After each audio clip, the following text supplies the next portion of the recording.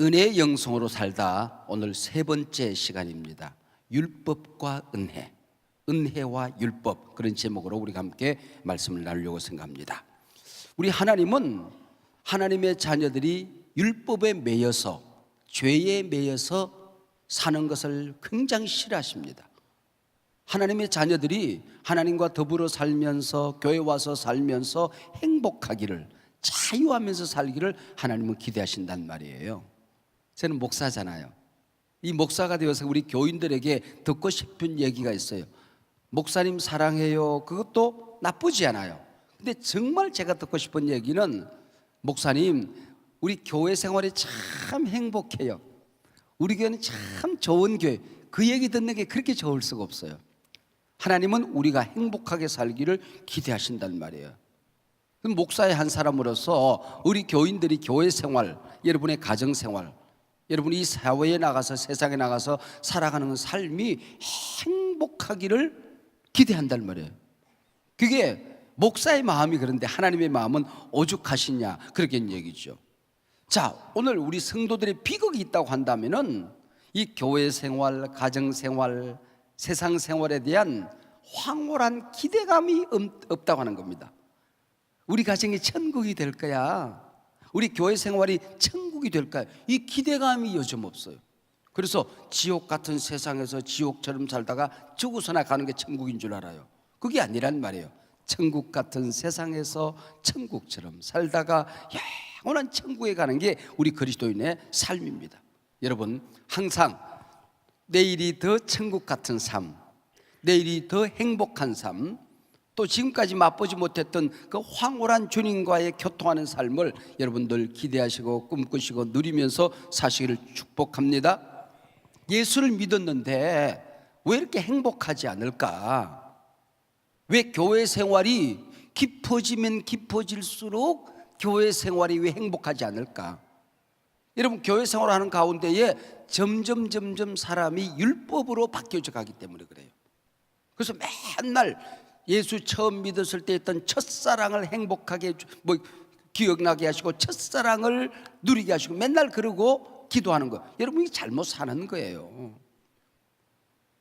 점점 예수 믿으면서 살면서 죄의 열매가 많아지고 의의 열매가, 선한 열매가, 행복의 열매가 자꾸 적어지기 때문에 그렇단 말이죠. 율법과 죄에 매여 있는 한 부부관계, 가정관계, 직장관계, 교회 생활이 행복하지 않더라, 그런 얘기죠. 오늘 성경에 보면 참 재밌는 얘기가 나오는데, 크리스찬이라고 하는 여인이 나와요. 이 여인이 이 세상에 살다가 아주 근사해 보이는, 반듯하게 보이는 한 남자를 만나요. 그 남자 이름이 미스터 로우, 율법씨입니다. 율법씨. 그래서 크리스찬이란 여인이 율법씨를 만나서 결혼해요. 처음에는 그냥 머리카락 하나 흐트러지지 않고 밥 먹는 것도 깨끗하고 행동도 반듯하고 완벽해 보였습니다. 아주 멋지고 근사하게 보였어요. 근데 살면 살수록 결혼 생활이 행복하지 않은 겁니다. 이 미스터 로우 율법씨는 완벽주의자였어요. 작은 실수, 흠을 용납하지 않습니다. 늘 비판입니다. 아무리 잘해도 만족이 없는, 여러분, 우리가 살면서 완벽주의는 정신적인 질환이에요. 정신병입니다. 그러니까 이 율법시의 성품 자체는 완벽주의, 자기 자신에게만 그런 것이 아니라 항상 주변에 있는 모든 사람이 완벽하기를 기대하고, 그러지 않으면 비난, 비판, 폄훼, 폄하, 채찍을 들고 폭력을 일삼게 된다고 하는 것입니다. 그런 가운데에 이 크리스찬이라는 여인은 자꾸 자신감을 잃어버려요. 아무리 잘해도 내 남편을 만족시킬 수 없다는 것을 알게 됩니다. 그러면서 우울증에 빠지게 돼요. 열등감에 시달리게 되는 것입니다. 모든 의욕을 상실하게 되는 것입니다. 성경을 읽는 것도, 성경을 읽으면은, 야, 이제 내 아내가 성경을 읽으면서 이렇게 행복하게 사네, 이래야 되는데, 남편은 더 읽어. 그거밖에 못 읽어? 아침부터 읽어, 저녁에도 읽어, 한낮에도 읽어. 기도하더라도, 이제 기도를 하는구나, 당신이 기도해서 내가 힘을 얻어, 이런 게 아니에요. 그거밖에 기도를 안 해? 집구석에서 뭘 하길래? 더 기도해, 더. more and more. 전도를 열심히 하는데도 야, 그 1년에 그거밖에 전도 못했어? more and more 하는 말이라고는 more and more 이거밖에 없는 겁니다. 만족이 없는 이 남편하고 산다는 게 얼마나 비참한 일인지 모릅니다. 행복하지 않는 것입니다. 그래서 이 크리스찬 여인이 절규를 합니다. 울부짖게 돼요. 그게 막 담을 넘어갔어요. 뭐라고 울부짖는 거 아니니? 오호라, 나는 공고한 사람이로다. 누가 나를 이 사망의 몸에서 구원하랴, 이러고 부르짖습니다. 여러분, 사망의 몸이 뭔지 아세요? 저주를 받아서 십자가에 매달려 죽었어요.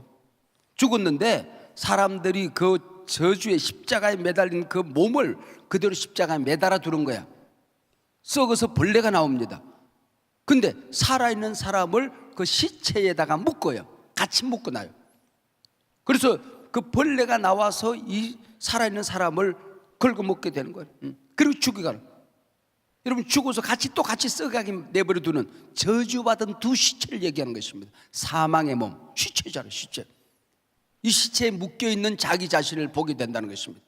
얼마나 비참했으면은 이 율법에 매여서 살아가는 사도 바울의 절규가 이랬었냐, 그런 얘기죠. 이 사도 바울은 일찍이 못된 남편 미스터 로우, 율법씨와 더불어 살아봤던 그런 경험이 있잖아요. 그래서 자기 자신이 뭐 완벽하려고 너무 애를 쓰는 거예요. 그리고 자기 자신뿐만 아니라 다른 사람을 그렇게 비판하고 비난하고 모든 게 못마땅하고 만족하는 사람이에요. 심지어는 크리스찬을 죽이려고 온갖 짓거리를 하던 사람이 이 사도 바울 아닙니까? 안식일법만 해도 그래요. 이 안식, 우리 주일날 예배 드리는 게 설레이지 않습니까? 토요일이 되면 막 설레임이 좀 있잖아요. 그리고 주일 밤에 되고 나면은 글쎄요, 이게 막 흥분이 가라앉지를 않아가지고 주일 밤에 잠을 잘 못 자요. 저는. 나만 그렇나? 여러분, 이게 주일을 기다리는 설레임, 주일을 보내는 행복감, 이게 있어야 되는데 이 사도 바울은 이 율법시와 사는 모든 사람들은 이게 짐이에요. 행복이 되지 않습니다. 주일날 넥타이가 풀어져도 이걸 똑바로 매지를 못해. 왜? 두 손으로 하면 노동이니까. 밖에서 안식일날 밖에 나가서 성경을 읽는데 하늘에서 소낙비가 쏟아져요. 그럼 성경책을 들고 들어와야 되는데 그걸 놓고 천천히 걸어와야 돼. 왜? 그걸 손으로 들면 그게 노동이야. 그게 노동이야. 자동차를 타고 가는데 기름이 떨어졌어. 돈을 못 쓰니까 그냥 그대로 차를 세워놔야 돼. 아기를 안고 왔는데 아기가 배가 고파서 막 엉엉 울어. 근데 분유를 사면 안 돼. 안식일이니까. 요즘 말로 말하면 이렇다, 그런 얘기죠. 이게 바로 율법시와 더불어 살아가는 삶입니다. 만약에 이걸 어겼다가는 이 남편이 채찍을 들고 크리스찬 여인을 내리치는 겁니다. 폭력을 행사하는 거죠, 말이죠. 그러다가 어쩌다가 세칙을 좀 하나 지키면 어썩, 나는 봐, 이렇게 율법을 지키잖아, 아무것도 아닌 걸 가지고 자랑스럽게 생각하고 이러고 살아가는 게 미스터 로우, 율법시라고 하는 것입니다.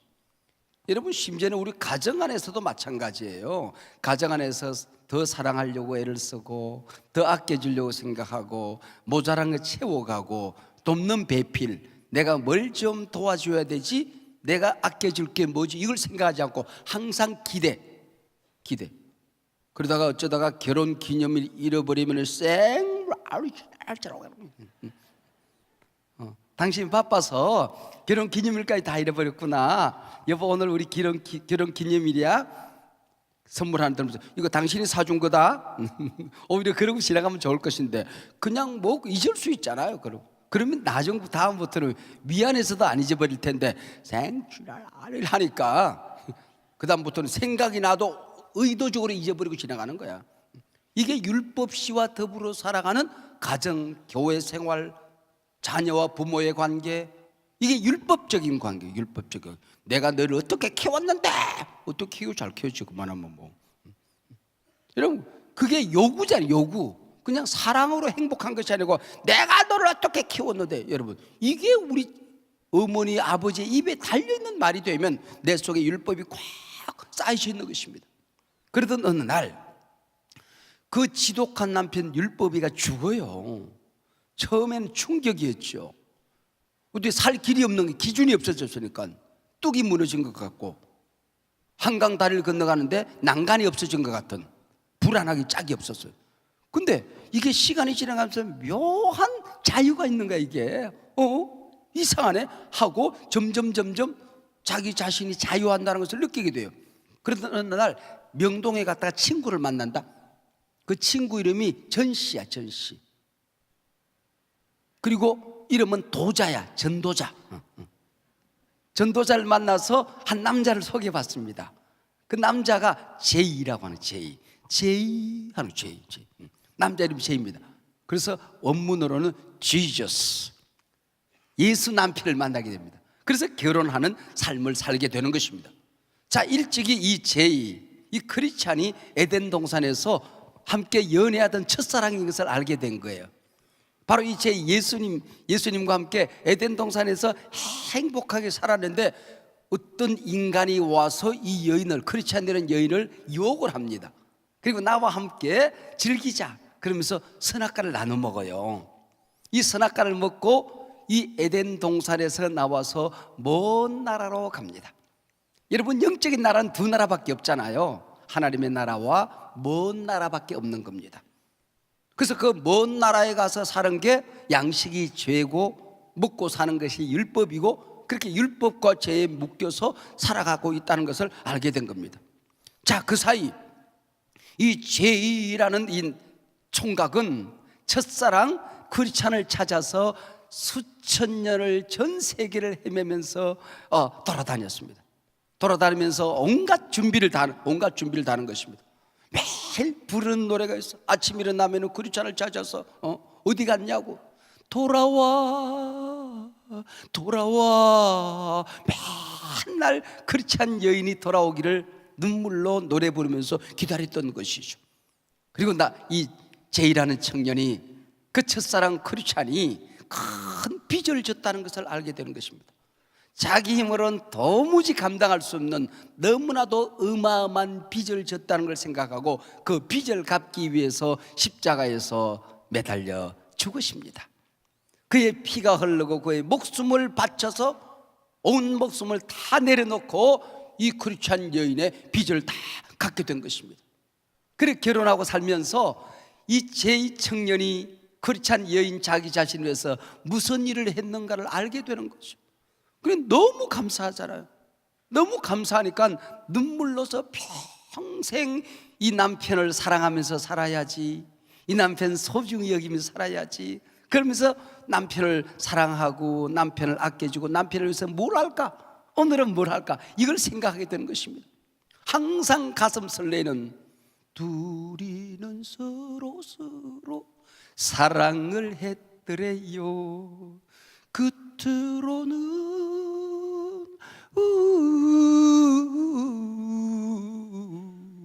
더 뜨끈뜨끈 사랑을 했더래요, 이러고 살아가는 거야.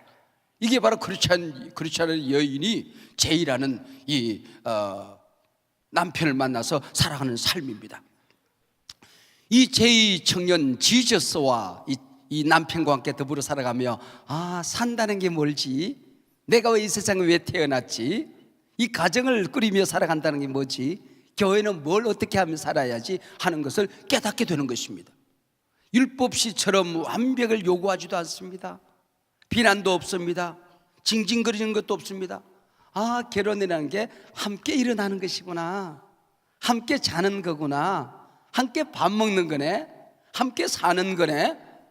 어떻게 슬픔을 나누고 기쁨을 나누고 부족함이 있으면 채워가고 감추어주고 돕는 배필로 살아간다는 것을 알게 되는 거죠. 지난 주간인가 한두 주일 됐나요?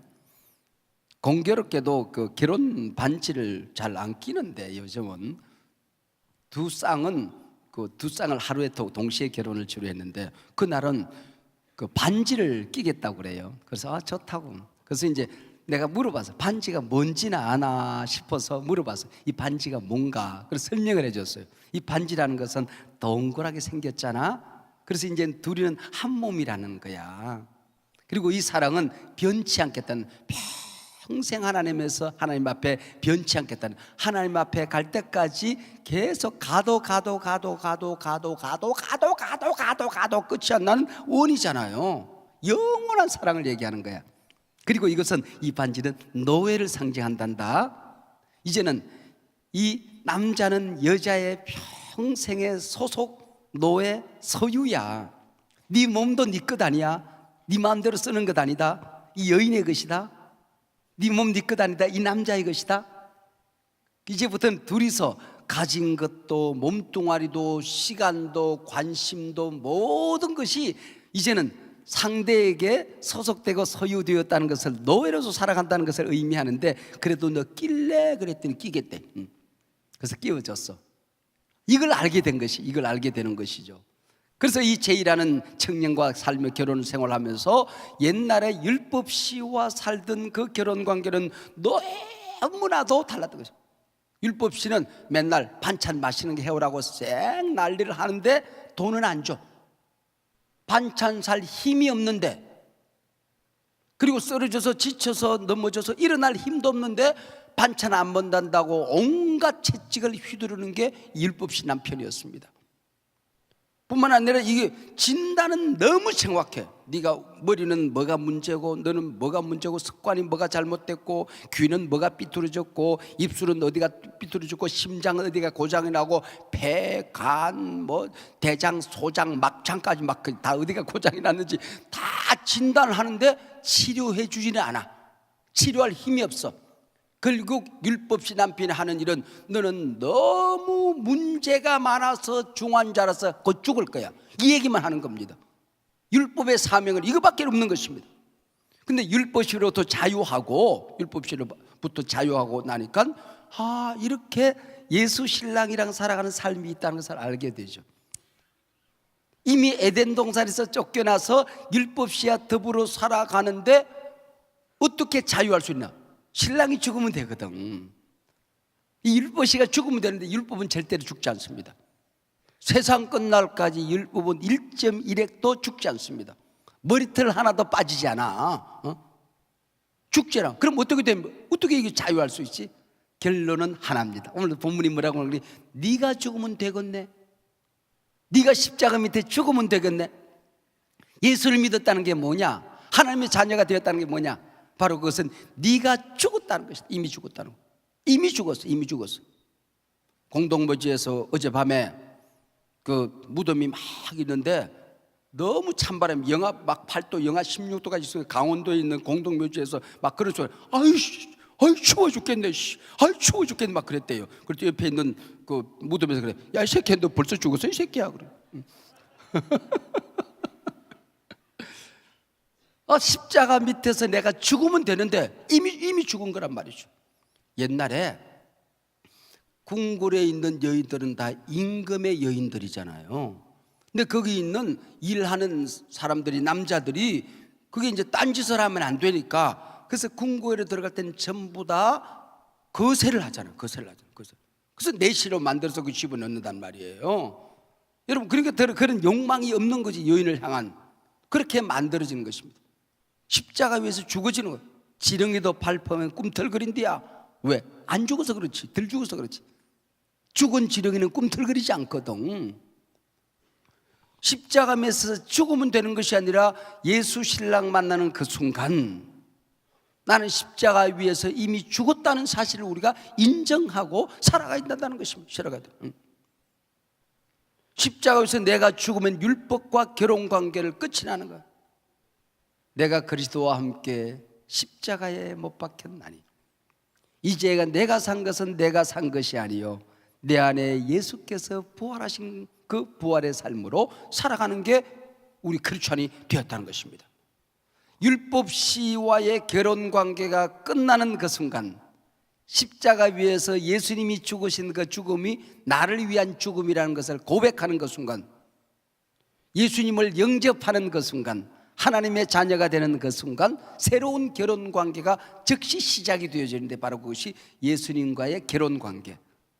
예수님이 내 주인이 되시는, 내 시간도, 내 관심도, 내 언어도, 내 물질도 모든 것이 예수님에게 속해 있는, 예수님에게 소속된 이제는 신부로서의 삶이 시작되는 것입니다. 이스라엘이 하나님의 신부였듯이 여기 있는 우리 교회 공동체가 예수님의 신부가 되는 것이죠.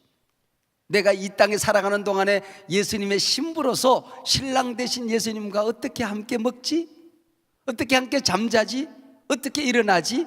어떻게 살지? 어떻게 기쁘게 하지? 이것만 온갖 관심이 일어나게 되는 것이죠. 그러면은 이 크리스천이라는 여인이 예수 신랑과 만나서 결혼 생활에 들어가는 순간 기억해야 되는 게 이제는 율법으로부터 자유하는 것입니다. 예수님과 결혼하고 신부가 됐는데 율법에 매여 살아가게 되면 간음이라는 거예요. 죄에 매여서 살아가게 되면 그건 간음인 것입니다. 그래서 우리가 이 세상에 사는 예수님 외에 다른 어떤 결혼 관계가 있을 때 우리는 이것을 간음이라 그렇게 말하는 거예요. 그래서 우리 크리스찬이 할 수 있는 일은 율법과 죄로부터 자유한 삶을 살게 되는 것이죠. 자, 율법 씨가 죽었을 때에 그 도종환 시인의 아마 그분의 부인이 먼저 돌아가셨나 봐요. 그래서 부인의 무덤에 갔다가 돌아오면서 부인과의 애절한 사랑을 그리는 노래가 있어요. 한 할아버지가 아내가 일찍 돌아가셨나 봐요. 그래서 이제 아침에 일어나면 더듬거리는 거야. 여기 있었던 내 아내가 어디 갔지?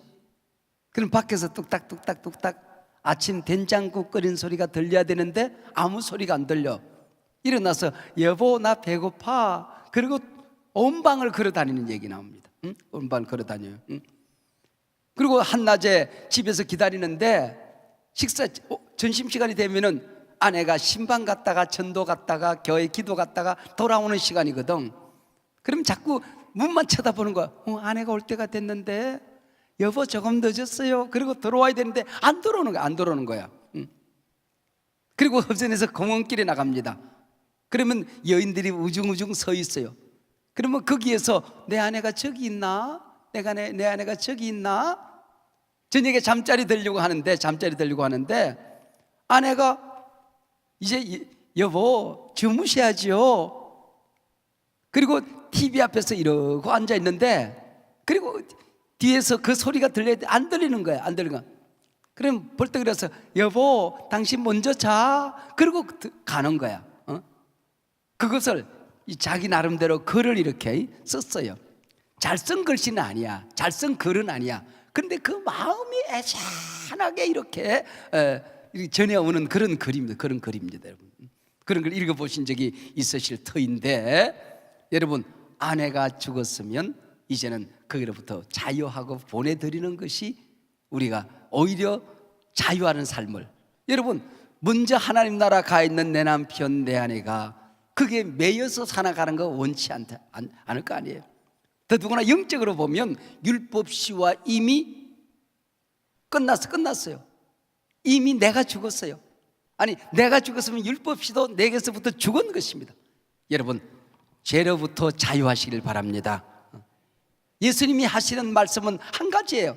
여보 크리스찬 당신 너무 아름다워, 너무 예뻐, 너무 자랑스러워.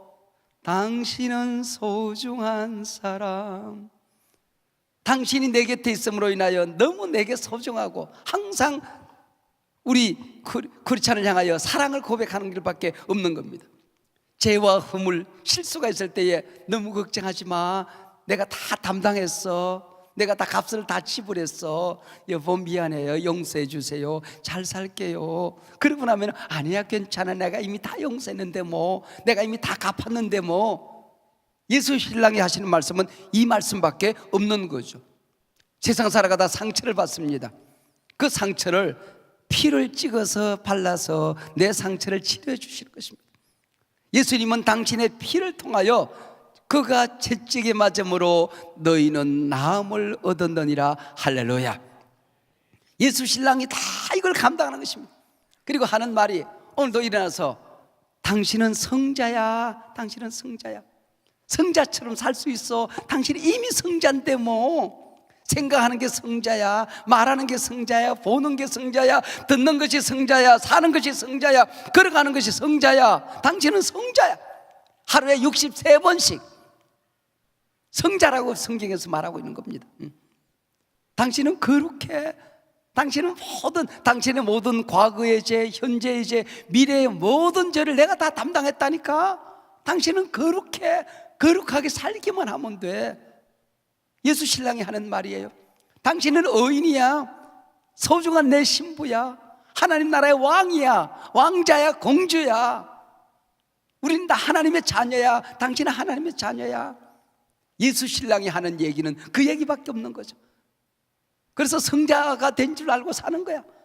거룩한 존재가 된 줄로 믿고 사는 거죠.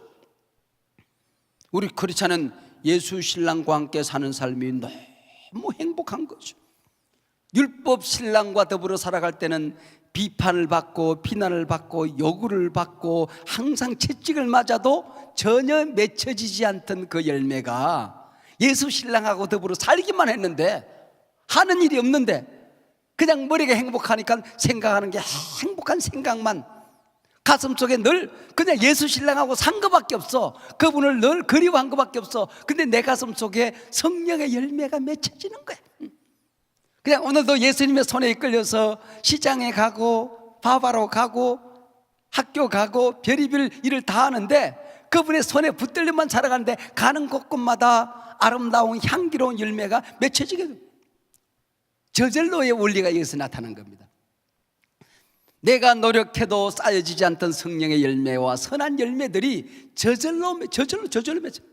믿음의 열매가 자꾸 맺혀지고, 예배 가는 게 힘이 들고 기도하는 것조차 무거운 짐처럼 여겨졌는데, 여러분 이게 저절로 기도가 되어지고 저절로 성경이 보고 싶어지고, 내 평생 듣던 말씀 설교 들어도 또 듣고 싶고, 예배를 드릴 때마다 예수 신랑으로 살아가는 행복감 때문에, 예수 신랑이 포근하게 안아주는 그 행복 때문에 예배가 또 그리워지고, 그 예배마다 다시 사랑으로 덮어주시는 예수 신랑과 함께 더불어 살아가는 이 예배가 너무 그리워지고, 이웃을 섬기고 연약한 지체를 돕고, 우리 장로는 기도했던 것처럼 이 추위에 내가 어디 가서 뭘 할까? 연탄 한 장이라도 누구에게 나눠줄까? 따뜻한 국밥이라도 누구 하나 줄까?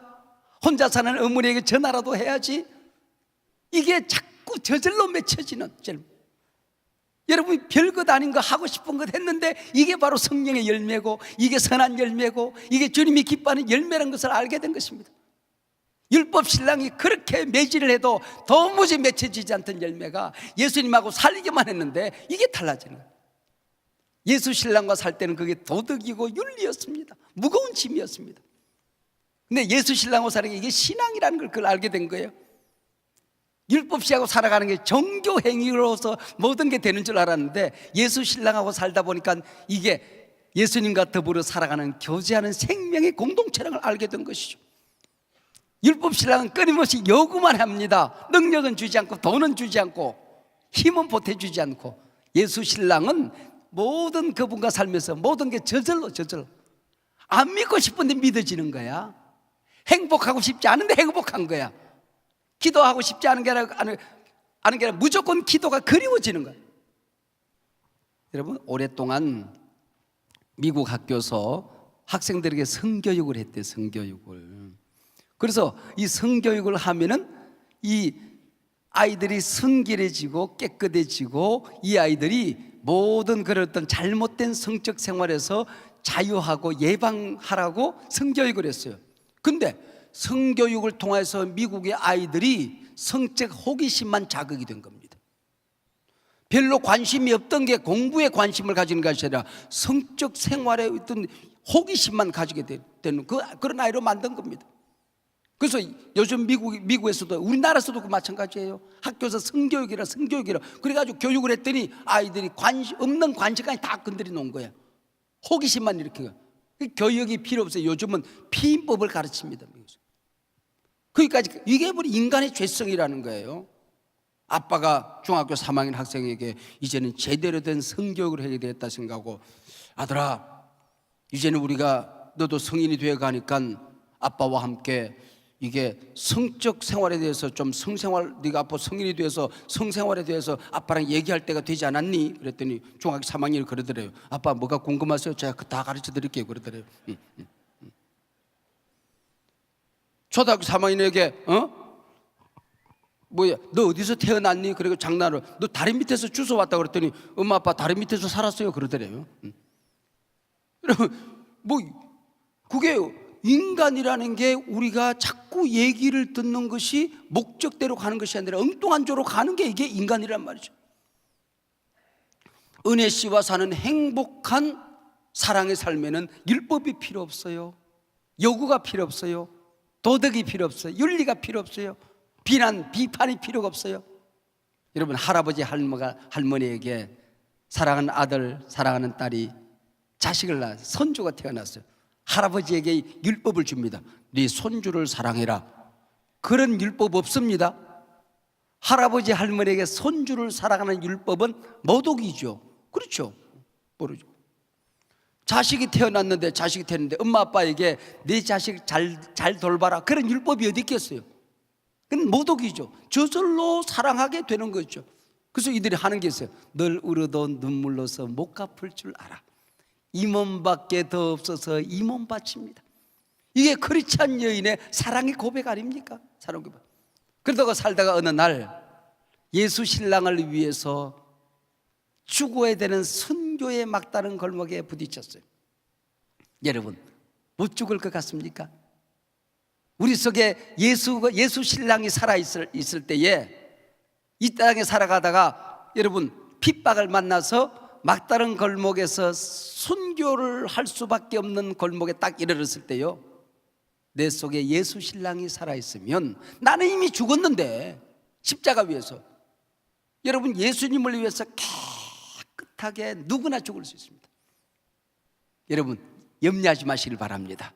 우리에게 그런 힘과 능력이 있는 겁니다. 할렐루야. 그게 날 위해 죽어주신 예수를 위하여 할 수 있는 최고의 영광이라는 걸 그 순간 딱 내 속에는 생명력이 벌떡 일어나게 되는 것입니다. 여러분. 우리가 약해 보이지만은 마지막에 죽을 때 그렇게 되는 거예요. 여러분 일본에 제가 순교지를 쭉 돌아봤잖아요. 우리 기독교 방송이 이걸 개발한 것 때문에 제가 크루즈 여행을 하면서 우리 한국에 있는 그리스도인들을 인솔하여 일본 순교지를 돌아봤잖아요. 수백 킬로의 그 멀고 먼 여행을 발바닥 껍데기를 벗겨서 거지처럼 끌고 다니면서 추우나 더우나 채찍질하면서 동리를 끌고 돌아다녔어요. 왜? 너희들 예수 믿으면 이렇게 몽땅 다 죽는다, 이렇게 비참해진다. 그런데 거기서 배신자가 생기는 것이 아니라, 배교자가 생기는 게 아니라 골목골목에서 나도 예수 믿습니다, 그리고 나오는 거야. 나도 예수 믿, 날 좀 끌고 가시오. 그래가지고 그들을 끌고 와서 언덕에 와서 거기서 순교를 시킵니다. 그리고 예수 믿는 사람들 잡아 죽인다고 할 때 동리에서 나오는 거야. 나 예수 믿습니다. 그리고 가서 동리 사람들 다 모아놓고 목을 쳐요. 보는 사람들 앞에서. 그리고 부활할 때 부활하면 안 된다고 또 부활을 또 어느 정도 또 걱정했나 봐. 목과 몸을 따로 묻었어요. 그러면은 막 소름이 끼치잖아요. 다시는 예수 믿는다고 말하지 않을 것 같은데 너도 나도 하도 많이 나와서 언덕 하나에 목을 묻어버리고 언덕 하나에 몸을 다 묻어요.